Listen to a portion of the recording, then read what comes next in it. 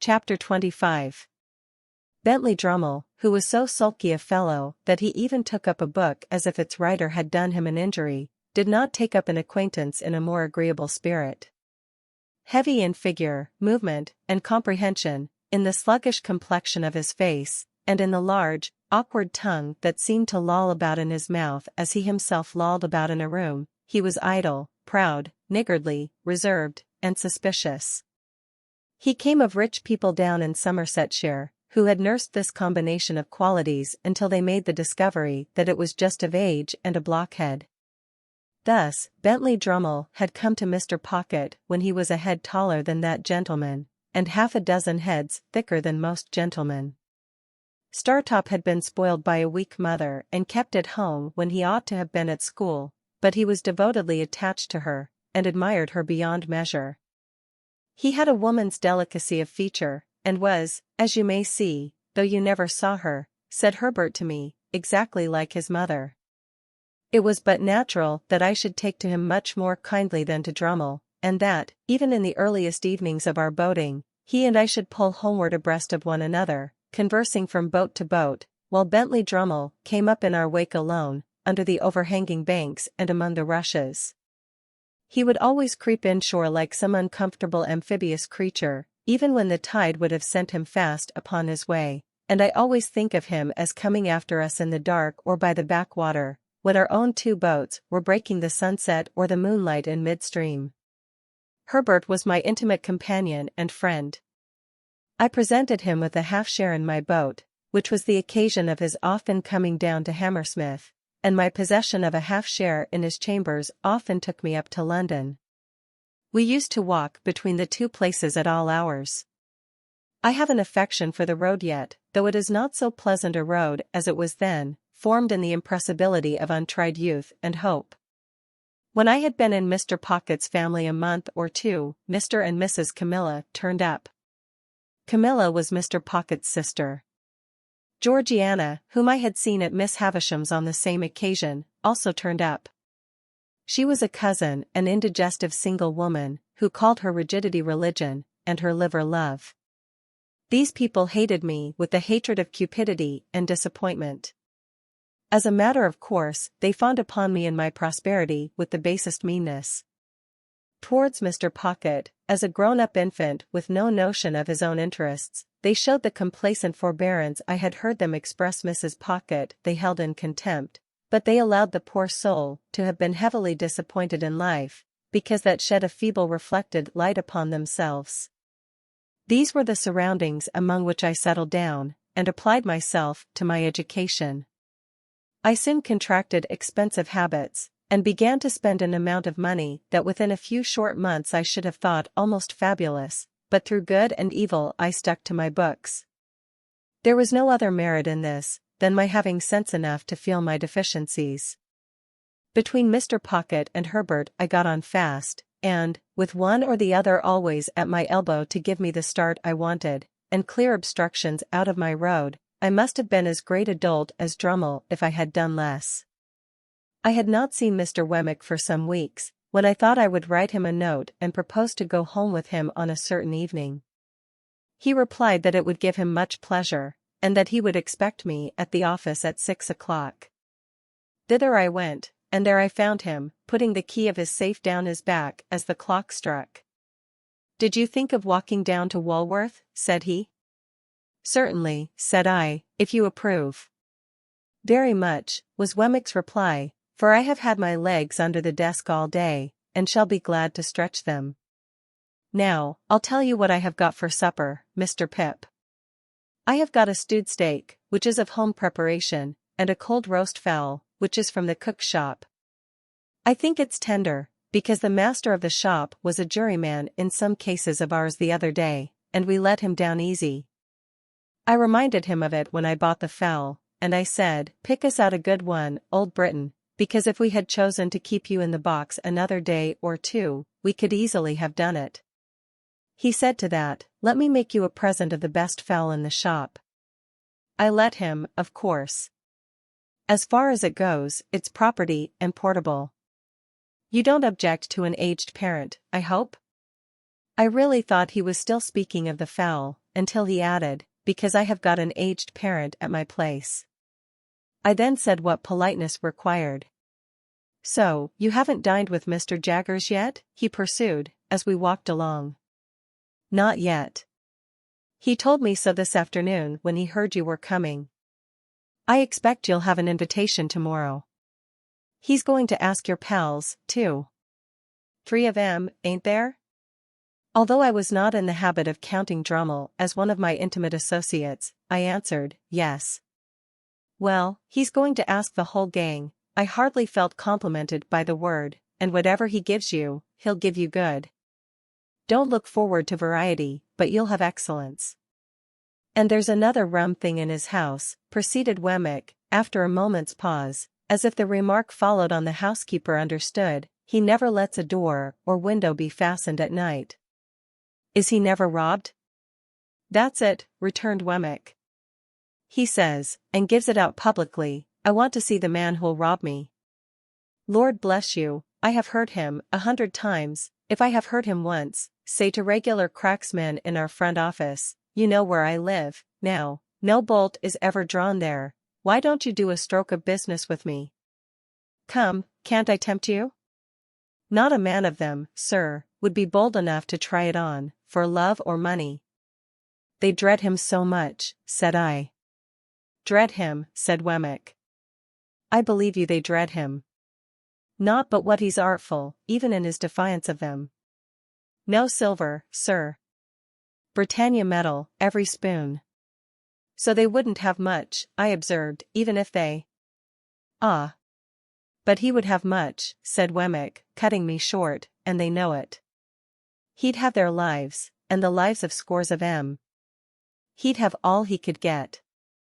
And it's impossible to say what he couldn't get, if he gave his mind to it. I was falling into meditation on my guardian's greatness, when Wemmick remarked. As to the absence of plate, that's only his natural depth, you know. A river's its natural depth, and he's his natural depth. Look at his watch chain. That's real enough. It's very massive, said I. Massive, repeated Wemmick. I think so. And his watch is a gold repeater, and worth £100 if it's worth a penny.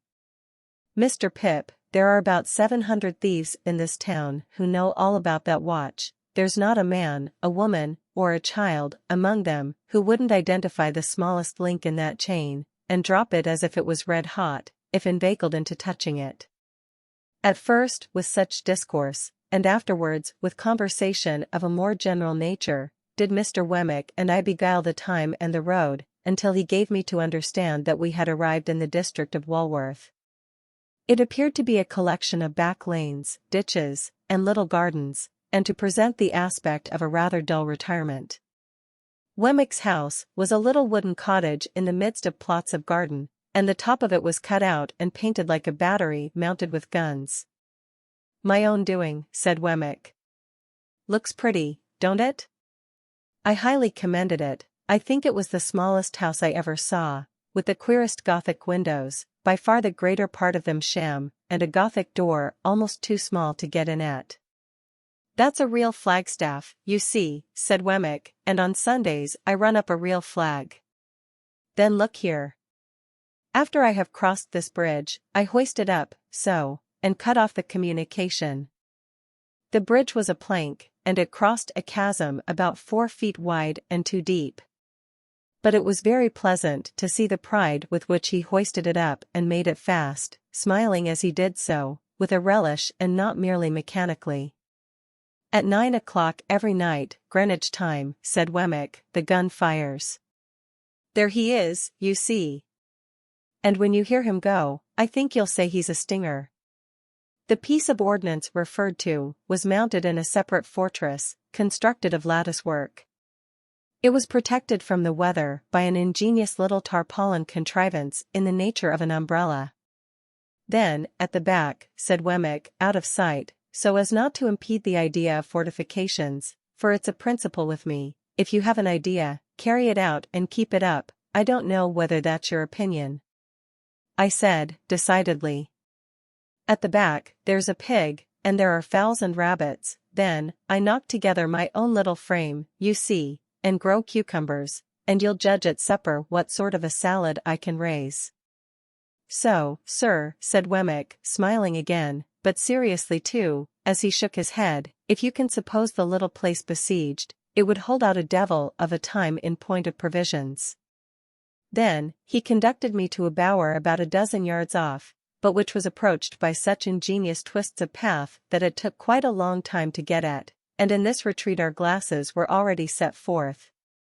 Our punch was cooling in an ornamental lake, on whose margin the bower was raised. This piece of water, with an island in the middle which might have been the salad for supper, was of a circular form, and he had constructed a fountain in it, which, when you set a little mill going and took a cork out of a pipe, played to that powerful extent that it made the back of your hand quite wet. I am my own engineer, and my own carpenter, and my own plumber, and my own gardener, and my own jack of all trades, said Wemmick, in acknowledging my compliments. Well, it's a good thing, you know. It brushes the Newgate cobwebs away, and pleases the aged. You wouldn't mind being at once introduced to the aged, would you? It wouldn't put you out? I expressed the readiness I felt, and we went into the castle. There we found, sitting by a fire, a very old man in a flannel coat, clean, cheerful, comfortable, and well cared for, but intensely deaf. Well-aged parent, said Wemmick, shaking hands with him in a cordial and jocose way, how am you? All right, John, all right, replied the old man. Here's Mr. Pip, aged parent, said Wemmick, and I wish you could hear his name. Not away at him, Mr. Pip, that's what he likes. Not away at him, if you please, like winking. This is a fine place of my son's, sir, cried the old man, while I nodded as hard as I possibly could. This is a pretty pleasure ground, sir. This spot and these beautiful works upon it ought to be kept together by the nation, after my son's time, for the people's enjoyment. You're as proud of it as Punch, ain't you, aged, said Wemmick, contemplating the old man, with his hard face really softened. There's a nod for you, giving him a tremendous one, there's another for you, giving him a still more tremendous one, you like that, don't you? If you're not tired, Mr. Pip, though I know it's tiring to strangers, will you tip him one more? You can't think how it pleases him. I tipped him several more, and he was in great spirits. We left him bestirring himself to feed the fowls, and we sat down to our punch in the arbor, where Wemmick told me, as he smoked a pipe, that it had taken him a good many years to bring the property up to its present pitch of perfection. Is it your own, Mr. Wemmick? Oh yes, said Wemmick, I have got hold of it, a bit at a time. It's a freehold, by George. Is it indeed? I hope Mr. Jaggers admires it? Never seen it, said Wemmick. Never heard of it. Never seen the aged. Never heard of him. No, the office is one thing, and private life is another. When I go into the office, I leave the castle behind me, and when I come into the castle, I leave the office behind me. If it's not in any way disagreeable to you, you'll oblige me by doing the same. I don't wish it professionally spoken about. Of course I felt my good faith involved in the observance of his request. The punch being very nice, we sat there drinking it and talking, until it was almost 9 o'clock. Getting near gunfire, said Wemmick then, as he laid down his pipe, it's the aged's treat. Proceeding into the castle again, we found the aged heating the poker, with expectant eyes, as a preliminary to the performance of this great nightly ceremony. Wemmick stood with his watch in his hand until the moment was come for him to take the red-hot poker from the aged, and repair to the battery. He took it, and went out, and presently the stinger went off with a bang that shook the crazy little box of a cottage as if it must fall to pieces, and made every glass and teacup in it ring. Upon this, the aged, who I believe would have been blown out of his armchair but for holding on by the elbows, cried out exultingly, "He's fired!" I heard him, and I nodded at the old gentleman until it is no figure of speech to declare that I absolutely could not see him. The interval between that time and supper Wemmick devoted to showing me his collection of curiosities. They were mostly of a felonious character, comprising the pen with which a celebrated forgery had been committed, a distinguished razor or two, some locks of hair, and several manuscript confessions written under condemnation, upon which Mr. Wemmick set particular value as being, to use his own words, every one of 'em lies, sir. These were agreeably dispersed among small specimens of china and glass, various neat trifles made by the proprietor of the museum, and some tobacco stoppers carved by the aged. They were all displayed in that chamber of the castle into which I had been first inducted, and which served, not only as the general sitting room but as the kitchen too, if I might judge from a saucepan on the hob, and a brazen bijou over the fireplace designed for the suspension of a roasting jack. There was a neat little girl in attendance, who looked after the aged in the day. When she had laid the supper cloth, the bridge was lowered to give her means of egress, and she withdrew for the night. The supper was excellent, and though the castle was rather subject to dry rot insomuch that it tasted like a bad nut, and though the pig might have been farther off, I was heartily pleased with my whole entertainment. Nor was there any drawback on my little turret bedroom, beyond there being such a very thin ceiling between me and the flagstaff, that when I lay down on my back in bed, it seemed as if I had to balance that pole on my forehead all night. Wemmick was up early in the morning, and I am afraid I heard him cleaning my boots. After that, he fell to gardening, and I saw him from my Gothic window, pretending to employ the aged, and nodding at him in a most devoted manner. Our breakfast was as good as the supper, and at 8:30 precisely we started for Little Britain. By degrees, Wemmick got drier and harder as we went along, and his mouth tightened into a post office again. At last, when we got to his place of business and he pulled out his key from his coat collar, he looked as unconscious of his Walworth property as if the castle and the drawbridge and the arbor and the lake and the fountain and the aged had all been blown into space together by the last discharge of the stinger.